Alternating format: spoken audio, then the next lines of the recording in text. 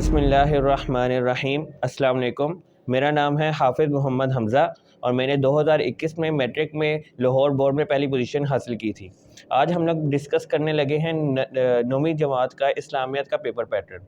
अब देखें, सवाल नंबर 1 जो है मारूज़ी सवालात हैं, MCQ जिसे कहते हैं, और ये 10 नंबर के आएंगे। इसी तरह सवाल नंबर 2 है मुख्तसर जवाबात, उसमें 6 आपने अटैम्प्ट करने हैं 9 में से। इसी तरह सवाल नंबर 3 है, वो भी मुख्तसर जवाबात का है, वो भी आपने 6 अटैम्प्ट करने हैं 9 में से, 3 की आपको चॉइस होगी। इसी तरह सवाल नंबर 4 है, ये शख्सियात पर नोट आएगा, ये आपका एक चैप्टर है जो शख्सियात के ऊपर मबनी है। 3 शख्सियात आएंगी, उसमें से आपने 2 अटैम्प्ट करनी है और वो 4-4 नंबर की एक शख्सियत होगी। इसी तरह सवाल नंबर 5 है हदीस का तर्जुमा। तशरीह उन्होंने इस दफ़ा ख़त्म कर दी है क्योंकि नया बोर्ड का पैटर्न आया है। बोर्ड ने मॉडल पेपर्स भी जारी किए हैं, अगर आप उधर जाकर देखना चाहते हैं तो वहाँ पे भी देख सकते हैं। इसी तरह सवाल नंबर 6 है तफसीली जवाबात। ठीक है, इसमें 2 में से कोई एक अटैम्प्ट करना है आपने, वो 5 नंबर का सवाल है। इसी तरह अब आगे पेपर प्रेजेंटेशन की तरफ चलते हैं।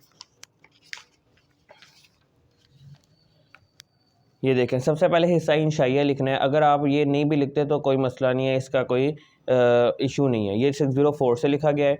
इसी तरह ये जो मेन हेडिंग्स हैं ये 605 से लिखें तो ज़्यादा बेटर है, क्योंकि ज़रा अच्छा लगता है और ज़रा बोल्ड हो जाता है, ताकि अगले एग्जामिनर को पहले ही लुक अच्छी लगेगी तो फिर आगे पेपर भी अच्छा जाएगा।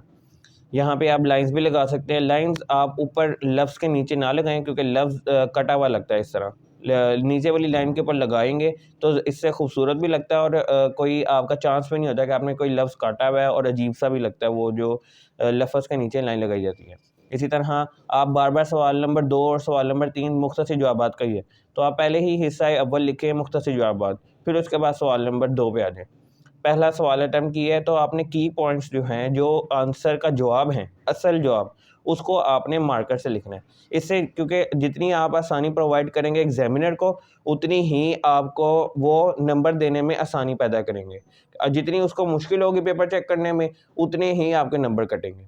जिस तरह यहाँ पे आप सवाल ना लिखें, क्योंकि आपको इतना टाइम नहीं होता, आप यहाँ पे वो सवाल की हेडिंग तो, जवाब की हेडिंग तो दे सकते हैं, ताकि उसको पता चले कि आपने कौन सा जवाब अटैम्प्ट किया। इसी तरह इसी सेक्शन में आपने 6 अटैम्प्ट करने हैं और तरीकाकार सेम होगा कि आपने यहाँ पर की पॉइंट ज़रूर हाईलाइट करने हैं, क्योंकि की पॉइंट्स हाईलाइट नहीं करेंगे तो उसको सवाल जवाब ढूंढना पड़ेगा, और जब वो ढूंढने की तरफ जाएगा तो आपकी गलतियाँ निकल सकती हैं, क्योंकि उर्दू है, कुछ कुछ भी हो सकता है, इमला की गलती आपकी निकल आए तो फिर आपके नंबर कटने के चांस होते हैं। इसी तरह यहाँ पे सवाल नंबर 3 आ गया, इसमें आप दोबारा मुख्तसर जवाबात की हेडिंग ना दें, क्योंकि आपने पहले दे दी हुई है। इसी तरह यहाँ पे ये जो सवाल मैंने अटैम्प्ट किया हुआ है, यहाँ पे मैंने उनके जो की पॉइंट्स हैं उनको हाईलाइट किया हुआ है। ठीक है, अब हम लोग सवाल नंबर 4 की तरफ चलते हैं, जो है शख्सियात पर नोट। इस तरह यहाँ पे अलिफ, पहली जो शख्सियत है हज़रत अबू मूसा अशअरी रज़ी अल्लाह ताला अन्हु। अब यहाँ पे आप हेडिंग्स भी बना सकते हैं अंदर। अगर उन्होंने कोई पार्टिकुलर पूछा हुआ है कि बहादुरी के मुतल्लिक लिखें, तो आप यहाँ पे बहादुरी की हेडिंग भी दे सकते हैं। पहले उनका कोई इंट्रोडक्शन लिख दें कि एक सहाबी कौन थे, और फिर उसके बाद उनकी बहादुरी के ऊपर आप पार्टिकुलर नोट भी लिख सकते हैं। ये 4 नंबर का आपका ये एक पार्ट है। इसी तरह 4 नंबर का आपका ये दूसरी शख्सियत है। इसमें भी आप की पॉइंट्स को ज़रूर हाईलाइट करें, क्योंकि की पॉइंट्स बहुत ज़्यादा ज़रूरी हैं आपको अच्छे नंबर, बल्कि पूरे नंबर हासिल करने के लिए, क्योंकि पूरे नंबर उसी वक्त आएंगे जब एग्जामिनर आपका पेपर लुक वाइज भी अच्छा है और लिखने में भी आपने अच्छी राइटिंग की हुई है और की पॉइंट्स को भी हाईलाइट किया हुआ है। तो उसके लिए जितनी आप आसानी प्रोवाइड कर रहे हैं, उतनी ही आपको आसानी मिलेगी नंबर हासिल करने में। इसी तरह यहाँ पे सवाल नंबर 5 है हदीस का तर्जुमा। इस दफ़ा उन्होंने तशरीह तो निकाल दी हुई है, लेकिन तर्जुमा उन्होंने ज़रूर दिया हुआ है और नई बुक्स के अंदर सिर्फ तर्जुमा ही लिखा हुआ है। तो आपने तर्जुमा वर्ड टू वर्ड याद करना है, जिस तरह का बुक में लिखा हुआ है।